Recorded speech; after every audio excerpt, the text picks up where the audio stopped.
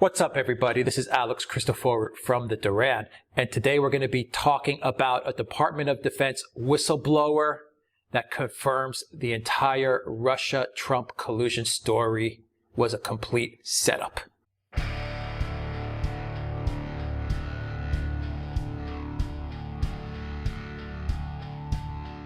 This is from Sara Carter, who did a great job investigating this story. And I really want to hear your thoughts about it. I'll put the link of Sara Carter's article in the description down below for our viewers to read it. It's a fantastic article. And it brings a new character into this cast of whistleblowers and leakers and corrupt deep state officials and, of course, Trump and Russia. And this new character is a Department of Defense analyst named Adam Lovinger. And he is connected to Steven Halpern. We've heard his name before in this cast of characters. Alexander, can you give us a brief overview as to who Adam Lovinger is and how he is connected not only to Steven Halpern, but also to this to the Trump-Russia collusion story? Yep. Can I just first of all say that, Sara Carter's article is brilliant and she should be commended for an excellent piece of investigative journalism. That's journalism as it should be done. Now, Lovinger is, as I said, a very senior analyst at the Department of Defense, in the Pentagon, in other words. He was also, for a brief time, a member of the National Security Council, and he worked from the White House, where he seems to have had some sort of connection with Michael Flynn. That is the man who Donald Trump appointed National Security Advisor and who was National Security Advisor for a brief time.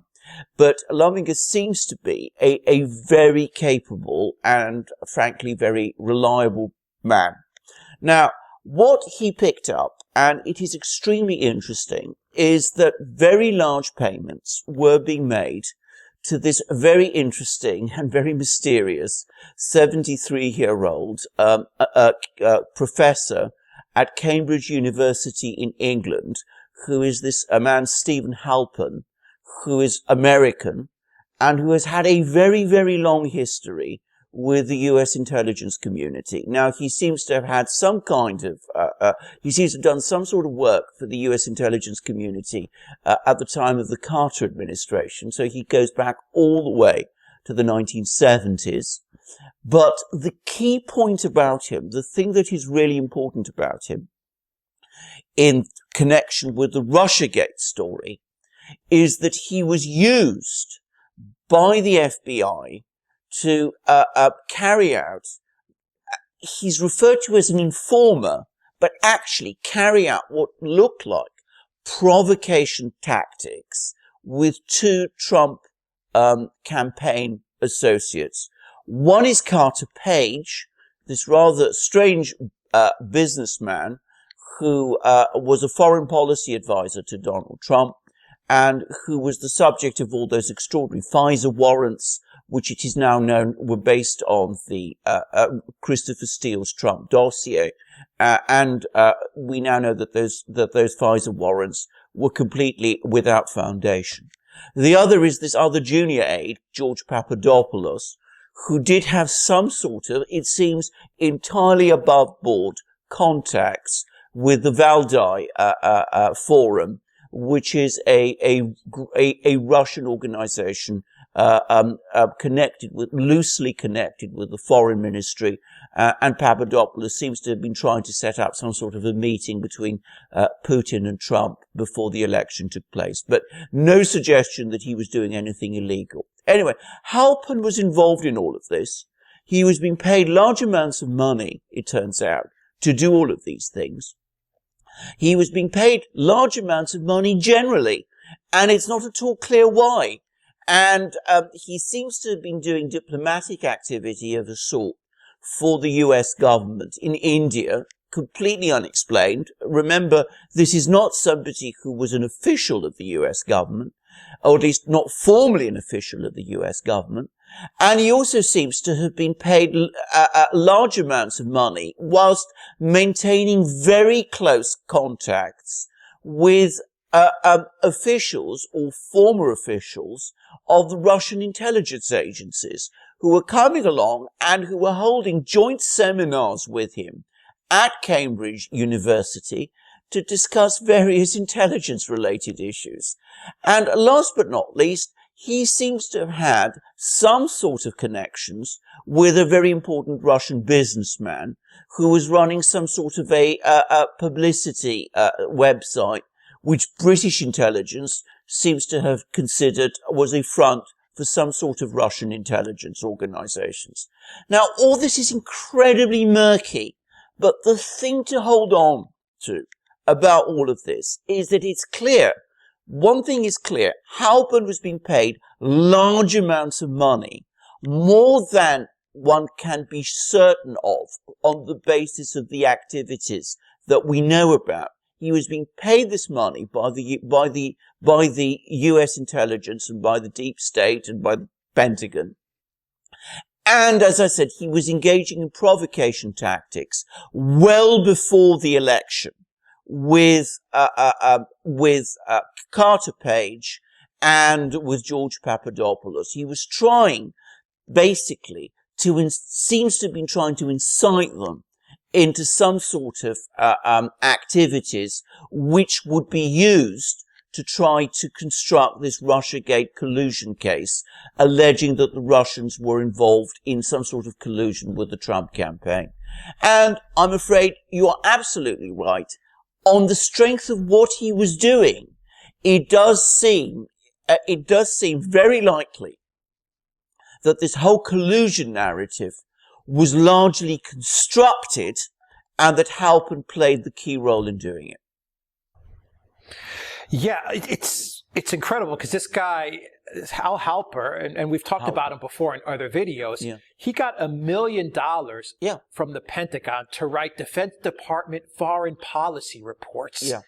And this is where Lovinger comes in, because way back in 2016, according to Sara Carter's reporting, he raised concerns about what Halper's role was, because according to U.S. federal law, and I want to get this right, so I'll read Sara Carter's article, it says Lovinger also raised concerns about Halper's role in conducting what appeared to be diplomatic meetings with foreigners on behalf of the U.S. government, because his role as a contractor forbids him from doing so, according to U.S. federal law. Yes. It seems to me, Alexander, I want you to go a little more into depth.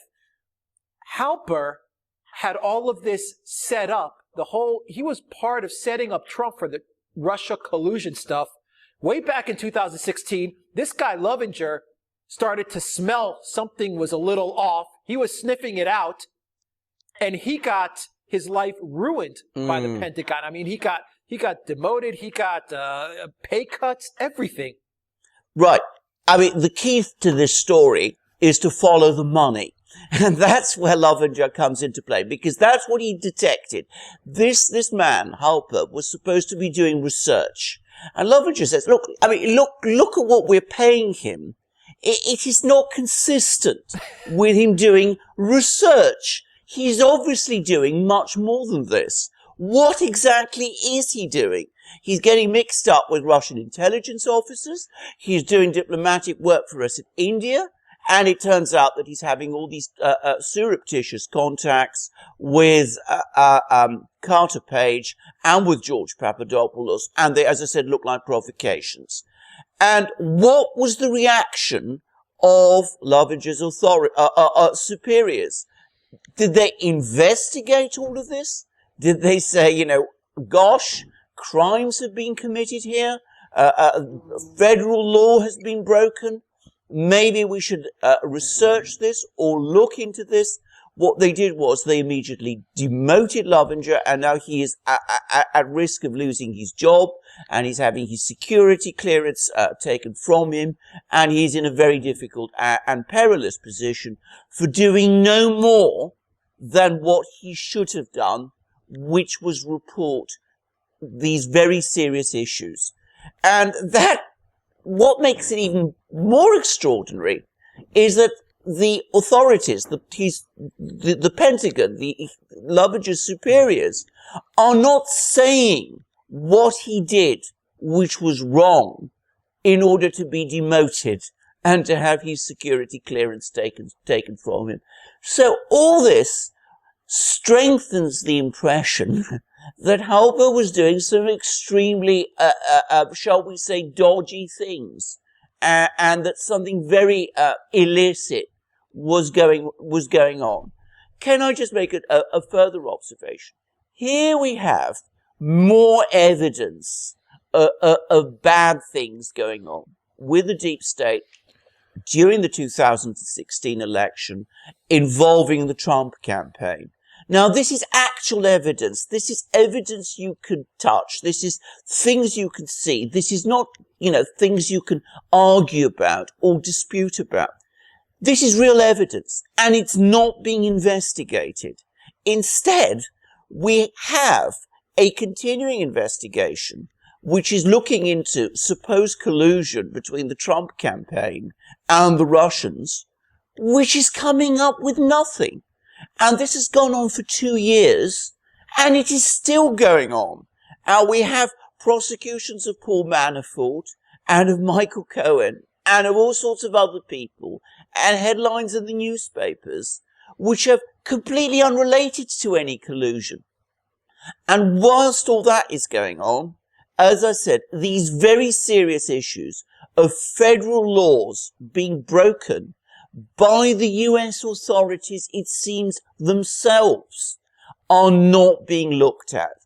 And perhaps what's even worse, they're barely being reported or spoken about. Now that, it seems to me, is an extremely serious matter, and it makes you understand what's going on even better. So Halper was a spy. Yeah. He baited Carter Page. He baited Papadopoulos. Yes. And those two men have had their lives destroyed. Absolutely.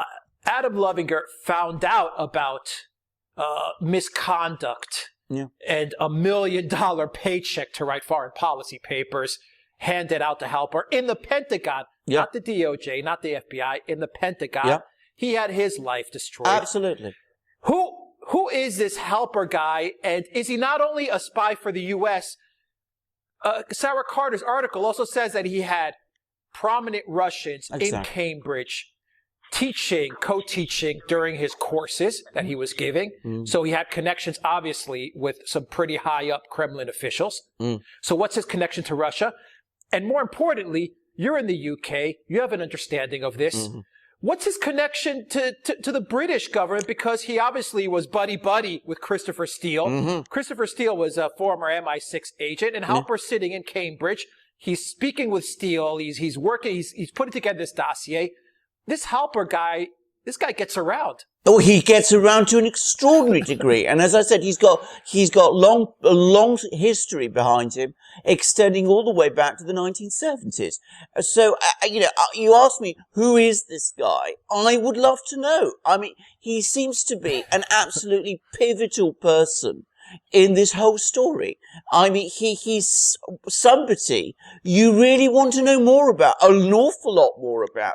And any intelligent, any proper investigation of what happened during the 2016 election would be asking all those questions that you've just been asking. Now, can I say something about intelligence agencies? I mean, if you read history of, the history of intelligence agencies and the kind of way they work, and if you follow the news carefully, as we do, intelligence agencies of all countries talk to each other all the time. I mean, they do. That is the nature, part of the nature of intelligence. Even during the Second World War, there were some contacts between German intelligence and US intelligence, by way of example. Maybe not extensive, but there are always contacts. And that goes on continuously. So it is not entirely unusual to find someone like Halper who is at the intersection of all these various intelligence agencies. The question is, who exactly was he working for?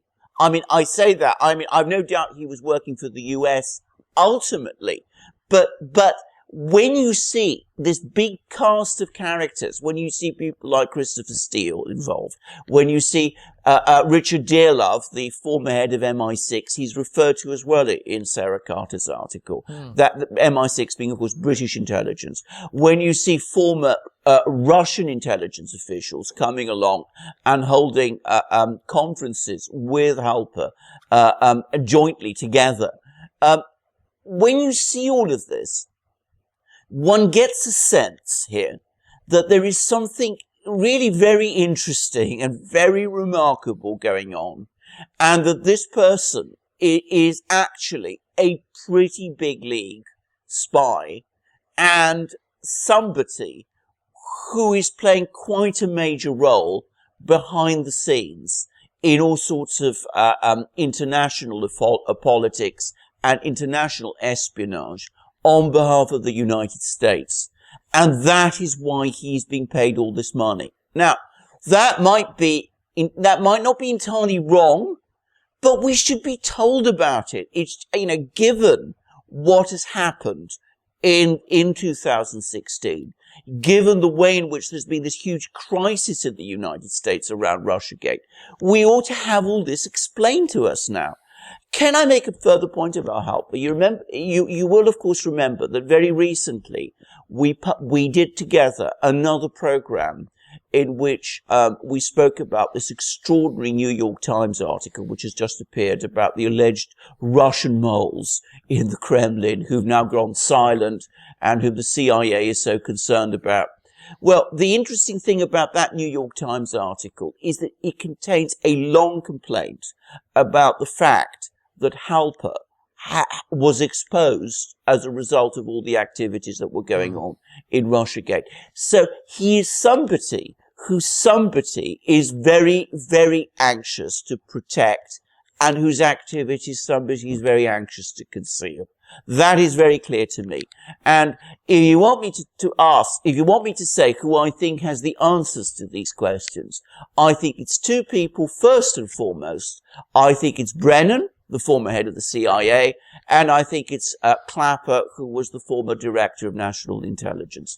And I think those two men really, need to be brought before Congress and need to be asked questions on oath, as of course Halper himself does. Maybe they should also question Loretta Lynch and Barack Obama as well. Who knows how far up this goes? At some point, I think they should. And I come back to a point which I've made many times.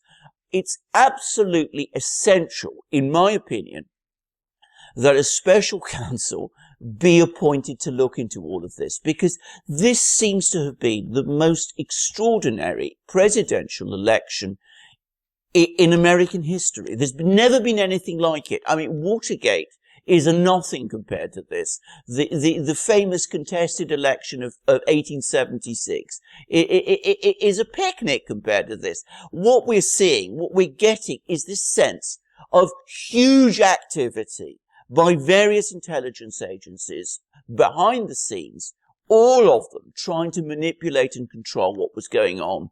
And with Donald Trump ultimately the target of nearly all of this. And we need to get to the bottom of this. And we need to stop this investigation into a collusion allegation between Donald Trump and the Russians, which is going nowhere, which has no substance to it. We know that by now. I mean, it's nonsense to pretend that sooner or later Mueller is going to come up with something. Mueller is never going to come up with anything on that front. We need to start asking questions about what was really going on. And it's very valuable that people like Sara Carter are burrowing away and are doing this sort of work. And in Congress, people like Devin Nunes as well. But there is only so much they can do. We need to have somebody who can force these people to testify, ask them the questions, get them to provide the answers. And I think anybody who cares about democracy in the United States should be lobbying hard for this. Now, to close out the segment, here's my theory on this. Halper was in the UK. He was put in that position to be at Cambridge and teach. He was the connecting link that brought Christopher Steele and the MI6 into the picture. And then he could work the U.S. side of it, which was to bait people like Papadopoulos and Carter Page to create that insurance plan that Strzok was talking about should something go wrong and Hillary Clinton not win the election. So I think Halper was working very closely with British intelligence, very closely. Obviously, he was part of the American intelligence infrastructure. And he was that link placed in the UK to make sure that should something go wrong, he can bait people into coming to the UK, coming to Cambridge, and building this whole Trump-Russia collusion hoax. I mean, I think he was an integral part. He was in the UK for a reason. Yeah. Well, can I just say something? I think that is the evidence to support your theory is exceptionally strong. I mean, I said this man is at the intersection between all these different stories, all these different groups, all these different agencies working on all of this. And can I say something else? I mean, we know that one of the people that Halper was involved with, or was interested in, or was spying on, or was informing on, George Papadopoulos. I mean, we know that the British definitely were watching him. So that already points to a very close partnership between Halper and the British. And can I say something else? I mean, everybody in Britain knows that places like Oxford and Cambridge universities are very much centres of the intelligence world. I mean, that's where a lot of the spies get recruited, for example. So he may have had a role in that also. So, you know, I find your theory a very compelling and attractive one. I am fully prepared to believe it.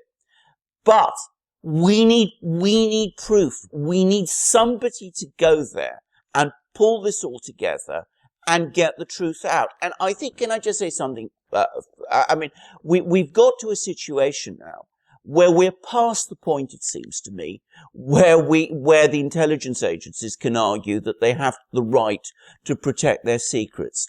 Given the role they played, and I don't think there's any doubt that they played this huge role during the 2016 election, they have to answer those questions, and they have to answer those questions in the open, because the safety of democracy in America requires it. And if that means that some people are exposed and other people are compromised and some sources are lost, well, that is a price that has to be paid. And if the relations between Britain and the United States suffer because things are exposed that the British were involved in, which perhaps they shouldn't have been involved in, well, so be it also. I think that anybody who cares about democracy should focus more on getting to the truth than letting this swirl of things go on as it has. Yeah, the American intelligence agencies and UK intelligence agencies really are just, they ran amok. Well, they ran amok. I mean, it seems to me, I mean, I can't see how one can argue around this anymore. They interfered in the electoral process in the United States. And if Obama was involved, and if Loretta Lynch was involved, and certainly Obama, I suspect, knew quite a lot about what was going on, and that's, I'm being generous now. I mean, they need to be held to account also. I don't think there's any question about this. Otherwise, the United States is not a democracy anymore. Alexander Mercouris, editor-in-chief of the Duran, will leave it at that, with that statement right there. Guys, if you like this video, click on the subscribe button down below and click on that notifications bell to get notifications every time we push out a new video. And please visit the Duran shop, pick up a t-shirt, buy a t-shirt, help support the Duran so we can continue to broadcast shows like this direct to you. Alexander Mercouris, editor-in-chief of the Duran, thank you very much. Until next time, take care.